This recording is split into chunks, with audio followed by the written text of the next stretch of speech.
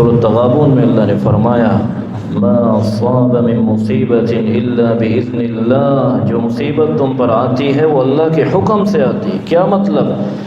اللہ کے حکم سے آتی ہے، مطلب یہ ہے کہ اللہ کے حکم سے جو مصیبت آئی ہے اس کا مقصد یہ ہے کہ تمہارے کسی گناہ کا کفارہ ہو جائے۔ وہ مشہور حدیث ہے، آپ سنتے رہتے ہیں، اگر کسی مومن کو کانٹا بھی چبھ جائے تو کانٹا چبھنے سے جو اس کو تکلیف ہوتی ہے، اس تکلیف کی وجہ سے اللہ تبارک و تعالی اس کے گناہوں کو کفارہ کر دیتا ہے۔ ایک مصیبت آتی ہے آپ کے گناہوں کو مٹانے کے لیے، یہ مصیبت بہت بڑی رحمت ہوتی ہے۔ اور تیسری وجہ اور تیسرا ریزن بہت ہی عجیب ہے، غور سے سننے والا ہے۔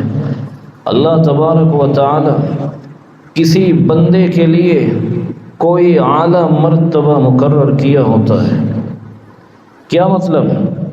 اللہ سبحانہ و تعالی اپنے بندے کو کوئی اعلیٰ مقام دینا چاہتا ہے، اور اسے معلوم ہے کہ بندہ اپنے کسی عمل کی وجہ سے اس مقام تک نہیں پہنچ سکتا۔ اللہ تعالیٰ اسے کسی بیماری میں مبتلا کر دیتا ہے، کسی مصیبت میں مبتلا کر دیتا ہے، عمل کی وجہ سے اس اعلیٰ مقام تک نہیں پہنچ سکتا۔ اللہ تعالیٰ اسے کسی بیماری یا مصیبت میں مبتلا کرتا ہے، اس مصیبت کی وجہ سے بندہ اس اعلیٰ مقام کو حاصل کر لیتا ہے، اس اعلیٰ مقام تک پہنچ جاتا ہے۔ اللہ اکبر!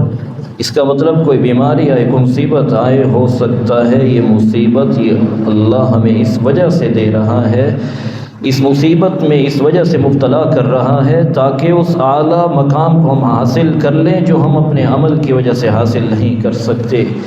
بہت گہری بات ہے، شاید آپ نے پہلے کبھی سنی۔